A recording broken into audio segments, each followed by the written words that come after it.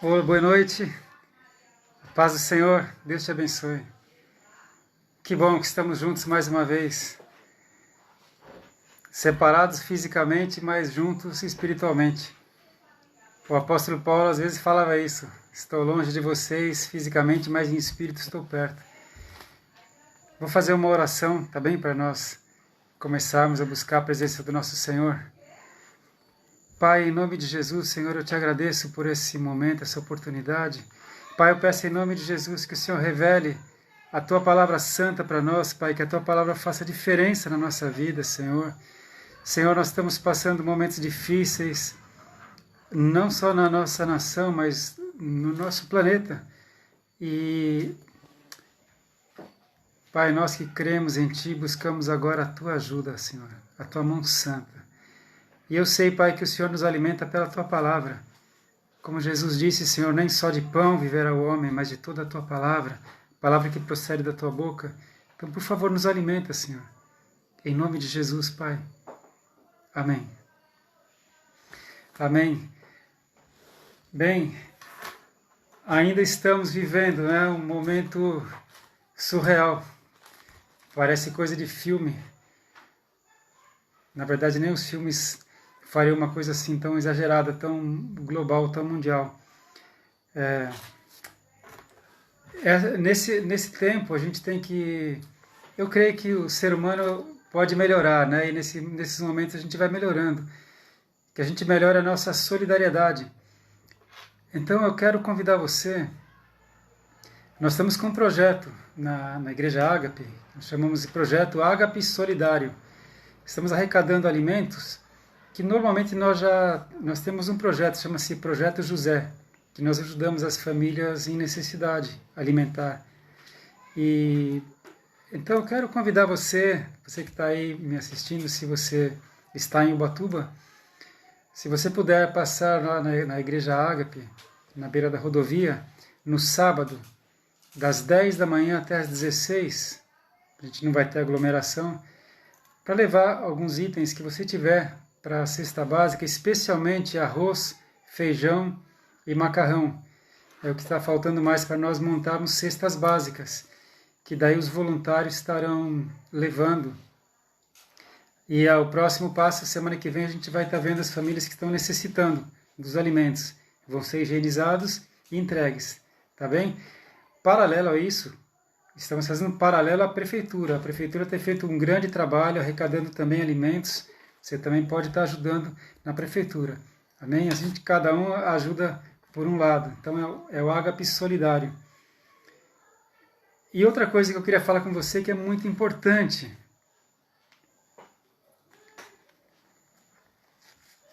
Máscara.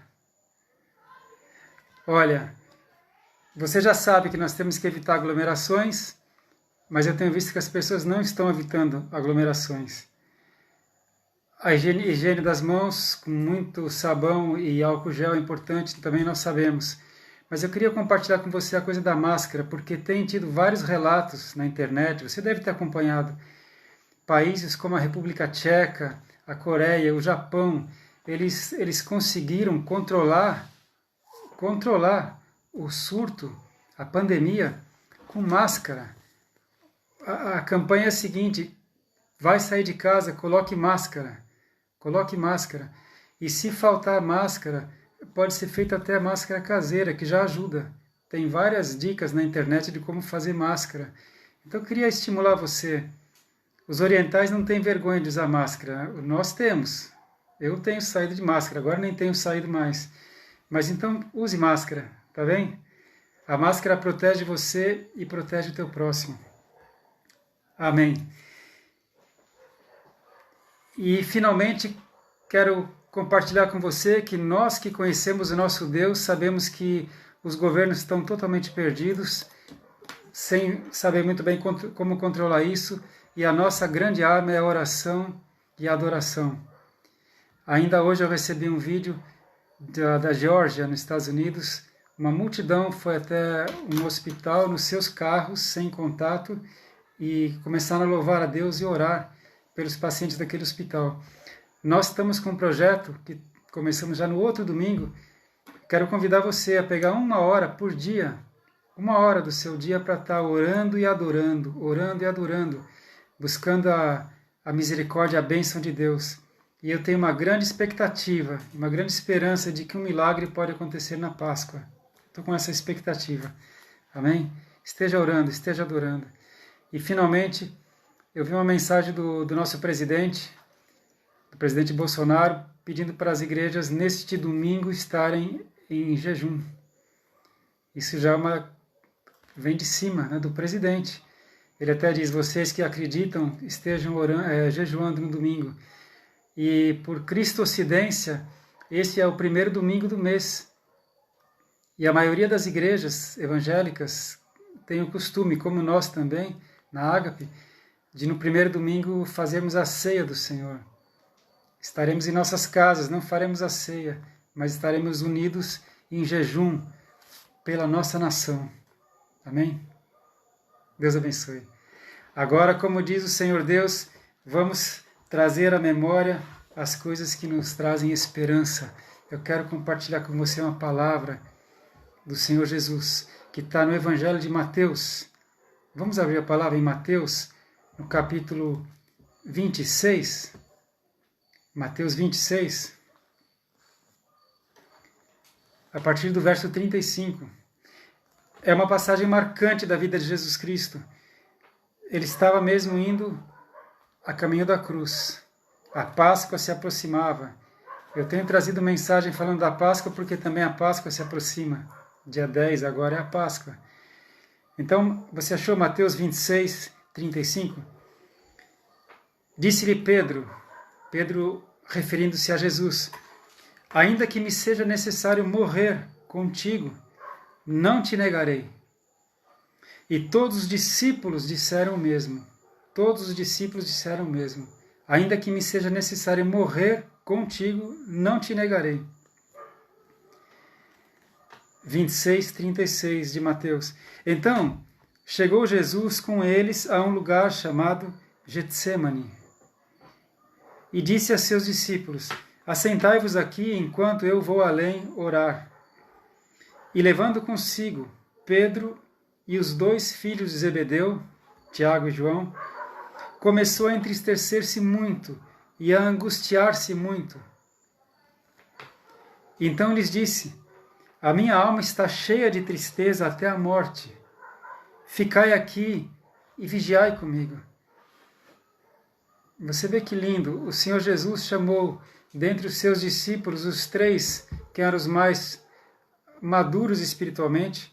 Pedro, Tiago e João são os que participaram de alguns milagres, alguns pontos decisivos na vida de Cristo, como no Monte da Transfiguração, como na ressurreição da Talita. E ele fala, olha, vigiem, orem, a minha alma está angustiada até a morte. Estou angustiado até a morte. E indo um pouco adiante, prostrou-se sobre o seu rosto, orando e dizendo, meu Pai, se é possível, passa de mim este cálice. Todavia, não seja como eu quero, mas como tu queres. Jesus sabia que ele estava indo a caminho da cruz. Jesus sabia que nessa Páscoa que se aproximava, ele era o Cordeiro Pascal, ele ia dar sua vida por nós. Ele sabia disso.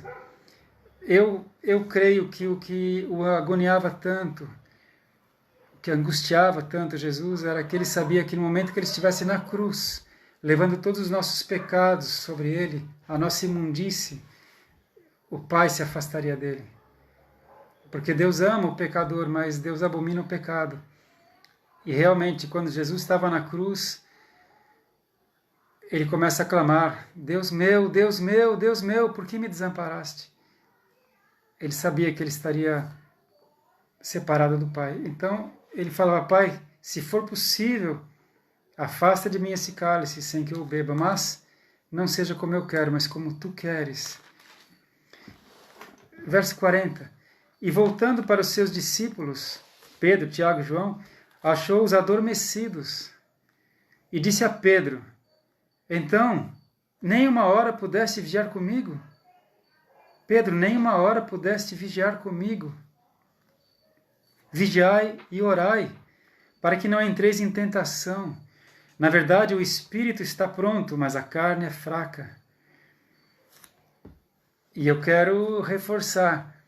Será que nós podemos, nós que conhecemos o Senhor Jesus, nós os cristãos de todo esse mundo, de todo esse planeta, porque Jesus Cristo não tem uma placa de igreja, não tem uma denominação, Jesus é Senhor da sua igreja, será que você pode tirar uma hora do seu dia para vigiar e orar? Sabe, eu creio, eu tenho visto que Jesus Cristo, o Senhor da igreja, Ele está despertando a sua igreja. Esse tempo de provação mundial, de aflição, também é um tempo de esperança. Porque a palavra fala que a criação de Deus aguarda ansiosamente a manifestação dos filhos de Deus. E eu creio que a igreja do Senhor Jesus andava muito adormecida. Incluindo a nossa. Nós cristãos, preocupados com os nossos afazeres, com as nossas coisas, deixamos de orar, deixamos de jejuar, deixamos de adorar, deixamos de buscar a Deus como prioridade. O maior mandamento é: amarás o Senhor teu Deus com toda a tua força, com todo o teu entendimento, com todo o teu coração. Eu creio que Deus está despertando a sua igreja. E Jesus então aqui pergunta a Pedro: então nem uma hora pudesse vigiar comigo? E indo segunda vez, Jesus orou dizendo: meu Pai, se este cálice não pode passar de mim sem que eu o beba, faça-se a tua vontade. E voltando, achou-os outra vez adormecidos, porque os seus olhos estavam carregados. E eu te digo agora, eu creio que isso não era um sono natural, não era um sono físico. O ambiente era tenso. Eles nunca tinham presenciado o Mestre tão angustiado, tão agoniado, tão triste. Não era momento de sono. Os seus olhos estavam carregados. Eu creio que ali era um peso espiritual. Sabe quando você se propõe a orar, a jejuar, e fica difícil, e você não consegue? Sabe quando você se propõe a ler a Bíblia, estudar a palavra do Senhor e vem um sono? Jesus disse depois: este é o momento das trevas, essa é a hora das trevas. Então eles não conseguiam vigiar, não conseguiam orar. E deixando-os de novo, foi orar pela terceira vez, Jesus, dizendo as mesmas palavras. E sabe, quando Jesus disse por 3 vezes: Pai, se não for possível afastar de mim esse cálice sem que eu beba, que seja feita a tua vontade, não a minha. O Pai ama o Filho, o Pai ama Jesus Cristo. Quando Jesus foi batizado, eles ouviram uma voz do céu que dizia: este é o meu Filho amado, em quem me alegro, obedeçam a Ele. Lá no Monte da Transfiguração, Pedro, Tiago e João, quando viram Jesus conversando com Moisés e Elias, ouviram também a voz do Senhor dizendo: esse é o meu Filho amado, ouçam o que Ele tem a dizer. Só que dessa vez, o Pai Celestial não pôde ouvir a vontade, o desejo de Jesus Cristo. Porque Deus te ama, Deus ama a sua família. Era necessário que Jesus Cristo morresse na cruz. Era necessário que o Filho amado fosse moído, esmagado, porque pelas suas pisaduras nós fomos sarados. Ele levou sobre si a nossa iniquidade, e pela sua maldição nós fomos abençoados. E Jesus, tão amoroso, falou: seja feita a tua vontade, não a minha, Senhor. E a vontade do Pai foi feita. Jesus foi crucificado e morreu por mim e por você, na Páscoa. Então Jesus chegou junto dos seus discípulos, verso 45 de Mateus 26, e disse-lhes: dormi agora e repousai. Eis que é chegada a hora, e o Filho do Homem será entregue nas mãos dos pecadores.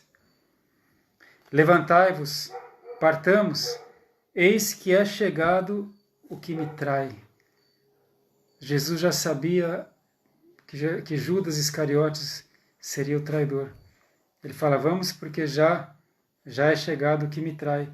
E estando ele ainda a falar, ali no Getsêmani, eis que chegou Judas, um dos 12, e com ele grande multidão, com espadas e porretes, vinda da parte dos príncipes dos sacerdotes e dos anciãos do povo. E o traidor tinha-lhes dado um sinal, dizendo, o que eu beijar é esse, prendei-o. O beijo da traição. E logo aproximando-se de Jesus, disse, eu te saúdo, Rabi, mestre, e beijou-o. Agora você vê aqui o amor de Jesus. Jesus, porém, lhe disse, amigo, a que vieste? Já pensou se na última hora Judas ainda se arrependesse? Amigo, a que vieste? Mas nós sabemos, se você leu o Evangelho um pouco antes, que Satanás, o próprio, havia entrado em Judas. Então, aproximando-se eles, lançaram mão de Jesus e o prenderam. E eis que um dos que estavam com Jesus, o outro evangelho conta que foi Pedro, estendendo a mão, puxou da espada e, ferindo o servo do sumo sacerdote, cortou-lhe uma orelha. E você pode se espantar por quê? Que tinha uma espada com Pedro.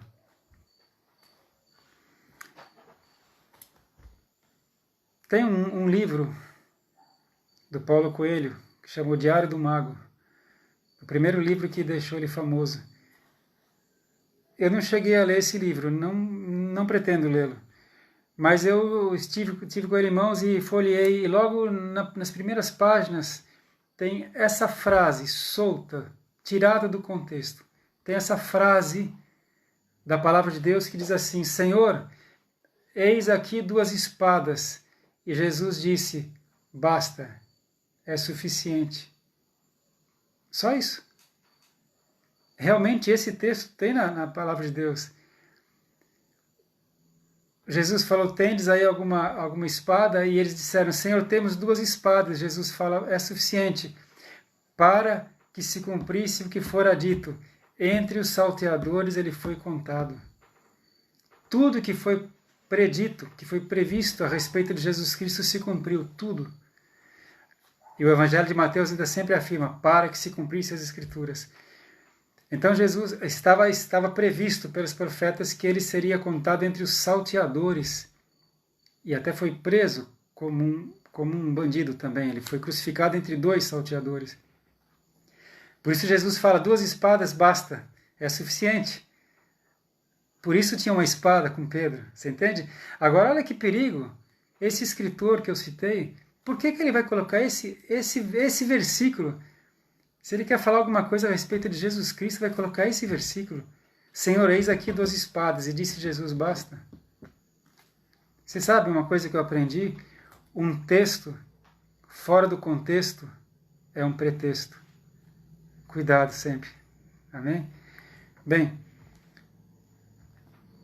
Pedro puxou da espada, cortou a orelha do Malco, o servo do sumo sacerdote. Então Jesus disse-lhe, mete no seu lugar a tua espada, porque todos os que lançarem mão da espada, a espada morrerão.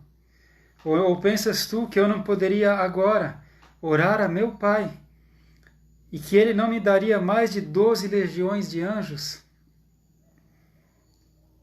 Pedro, eu poderia orar ao Pai agora, ele mandaria cerca de 10.000 anjos. Como, pois, se cumpririam as Escrituras que dizem que assim convém que aconteça? Esta passagem crucial na vida de Jesus Cristo e na nossa vida é relatada nos 4 evangelhos, Mateus, Marcos, Lucas e João. E num deles conta que Jesus pegou a orelha do Malco, o nome dele era Malco, e curou a orelha dele. E e disse: eu poderia chamar os anjos, mas é necessário que isto aconteça. Agora há uma coisa assim muito tremenda, eu quero fazer um breve parênteses que vai dar o norte para nós, para a nossa oração que nós faremos logo a seguir. Eu quero pedir para você deixar marcado aqui em Mateus 26, e por favor, vamos até João capítulo 18. João 18, contando essa mesma passagem. João 18, o verso 3. João, Evangelho de João, verso 3, 18, 3. Tendo, pois, Judas recebido a corte e oficiais dos principais sacerdotes e fariseus, veio para ali com lanternas e archotes e armas. Sabendo, pois, Jesus todas as coisas que sobre ele haviam de vir, adiantou-se e disse-lhes: a quem buscais? Responderam-lhe: a Jesus, o Nazareno. Disse-lhes Jesus: sou eu. E Judas, que o traía, estava também com eles. Quando, pois, lhes disse: sou eu, recuaram e caíram por terra. Quando Jesus se adianta e fala: sou eu, aquela multidão armada recuou e caiu por terra. Você entende por quê?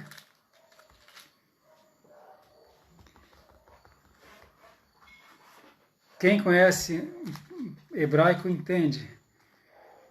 Jesus disse: eu sou. Eu sou. Quando Moisés teve um encontro com Deus, lá com a sarça ardente, e Deus se apresenta para Moisés e fala: Moisés, tira a sandália dos teus pés, porque o solo que você está pisando é solo santo.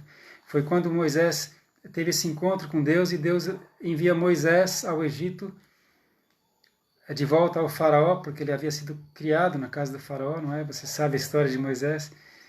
E Moisés fala: Senhor, mas quando eu for até o povo e disseram: Deus me enviou, o que eu digo? Qual é o teu nome? Quem é o Senhor? E Deus fala a Moisés: diga que eu sou, te enviou. Eu sou, te enviou.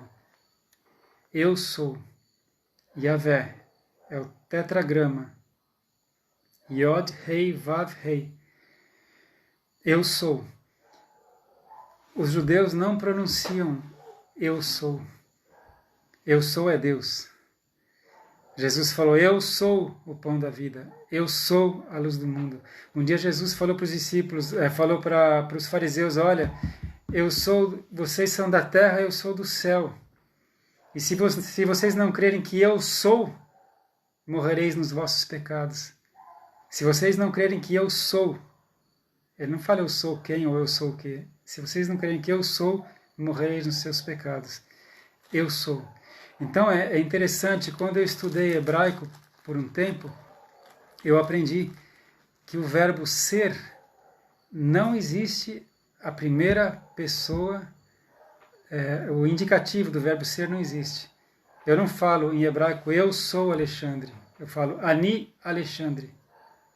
Atá, você, fala o nome. Entende? Não tem eu sou Alexandre, Ani Alexandre, eu Alexandre. O verbo ser existe no passado, eu era, eu fui. O verbo ser em hebraico existe no futuro, eu serei, mas não existe no presente. Eu sou é Deus. Olha que lindo. Quando a gente estuda um idioma, a gente aprende muito da cultura daquele povo. Eu, quando estudei japonês, eu aprendi algumas coisas preciosas sobre o Japão. Então, quando Jesus fala eu sou, eles recuaram e caíram por terra. Esse é o nosso Senhor Jesus Cristo. Ele reina, ele está à direita de Deus, reinando, soberano. Ele sabe o que está acontecendo conosco, com o nosso planeta agora, e ele tem compaixão de nós, ele te ama, ele me ama. Vamos buscá-lo. Amém? Voltando lá para Mateus 26, para nós encerrarmos.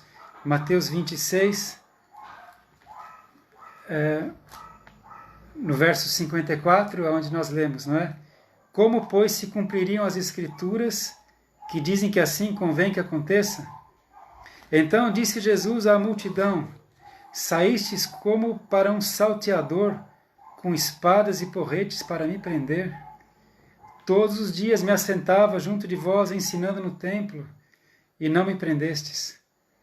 Mas tudo isso aconteceu para que se cumpram as Escrituras dos profetas. Então, todos os discípulos, deixando, fugiram. Todos os discípulos, deixando, fugiram. Mas eles não haviam dito, logo algumas horas atrás, ainda que me seja necessário morrer contigo, irei até a morte. Não te negarei, Pedro falou. E todos os discípulos disseram o mesmo. E agora, todos deixando, fugiram. O que Jesus tinha dito para os seus discípulos, enquanto ele próprio orava ao Pai? Ele disse: olha, vigiem e orem, para que vocês não entrem em tentação. O espírito, na verdade, está pronto, mas a carne é fraca. Tem algumas pessoas que usam esse versículo, essa palavra de Jesus, como pretexto para pecar. E falam assim: não, eu sou cristão, eu gosto de Jesus, eu gosto de Deus, mas é que a carne é fraca, né? Não, não é isso. Não. Nós temos que mortificar a carne. Aliás, quando você é batizado, a palavra fala que na morte pelo batismo, a nossa carne, nosso corpo é crucificado com Cristo. E nós podemos andar em espírito. O que Jesus estava dizendo aos seus discípulos, e está dizendo para nós agora, nesse momento de crise mundial: vigiem e orem, porque o espírito está pronto. Sabe, o Alexandre é um espírito que tem uma alma e habita num corpo. O espírito está pronto, mas a alma está angustiada com as notícias, com as preocupações, com as tensões financeiras, saúde, família, não é? O espírito, a alma está angustiada, o corpo padece, o espírito está pronto. Então, qual é o remédio? Jesus fala: vigia e ora, para que você não entre em tentação. Completando, para que num momento como esse, eu e você, nós nos acheguemos a Deus, nos acheguemos a Jesus Cristo e não o deixemos. Como discípulos naquela ocasião, todos o deixaram. Amém?